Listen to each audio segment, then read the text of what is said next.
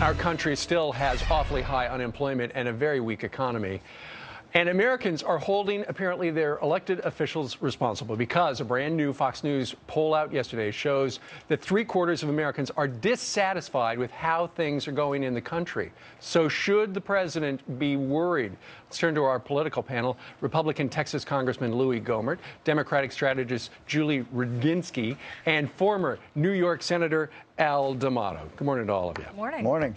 All right, Julie, let's start with you because your guy is in power right now in the White House. And yesterday, James Carville said, you know, I look at things. We're going to play the soundbite right now. He's worried about the future. Listen.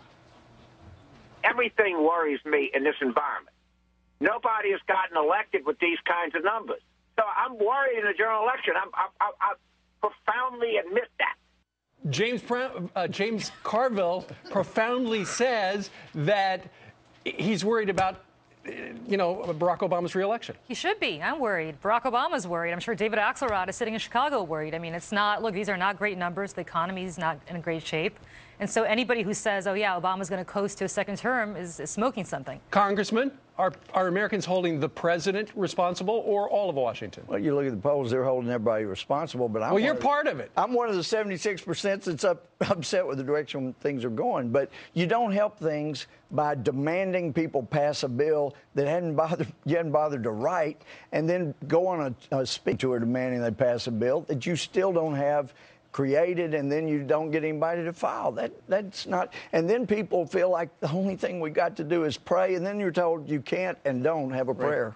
Al D'Amato, you're out and about these days. I'm sure people grab you aside and say, hey, you know, what is going on? Things are dark. They're doing that. They're concerned. They're anxious. Some are angry. But everyone that I see is very much concerned. And I have to tell you, when you get the two extremes who are controlling both parties to a certain extent, one that says you can't touch these programs, they're sacrosanct, and I'm talking about the entitlement programs. Sure. The others that say you can't raise taxes at all, and you have this gridlock, and then you got the president running around campaigning. Sure. People get angry. Don't you think, all of you, and we're almost out of time, but people want fundamental change, and that's one of the reasons Herman Cain is doing so well. And Julie, you're a Democrat, but you love Herman Cain. I love the cigarette smoking ad because I don't know what that was, but that was absolutely the best thing I've seen in probably 20 years of being involved in politics. You know, Herman Cain's a flash in the pan. As a Democrat, I hope he's the nominee, but I think he's going to be Louie Gohmert is not a flash in the pan. I hope you're right, Congressman. I hope you're right. He's fantastic. He's got some real solid ideas. I'm not big on the sales tax, but he's going to do well. All right, our panel's going to stick around for this. Governor Rick Perry has been bombing in the debates, and it's hurting him in the polls. So now he could take a pass on future debates. Is that a good idea? We're going to talk to the panel. Plus, take a look at these live. Welcome back. The first televised presidential debate was back in 1960. It was Richard Nixon versus John F. Kennedy, and it was a defining moment in that election. Those who listened to the debate on the radio thought that Nixon won, but those who watched it on TV thought Kennedy won.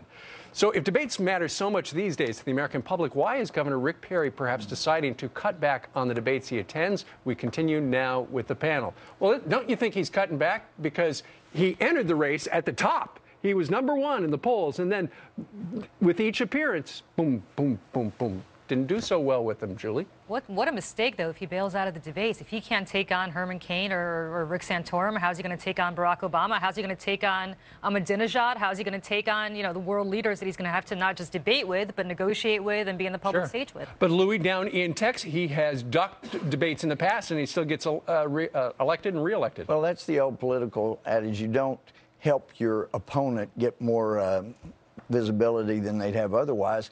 But I haven't found anywhere where he said he's not going. He said the same thing Mitt Romney and others has. They'll have to take it a debate at a time. But I really think, and I hope that Rick will go ahead and do this, take the position that since you can't be on the debate unless you have like 1 or 2% of the votes, they ought to say, you know, we're not going to have a debate on any cable news show that doesn't have one of the top 10 in cable shows.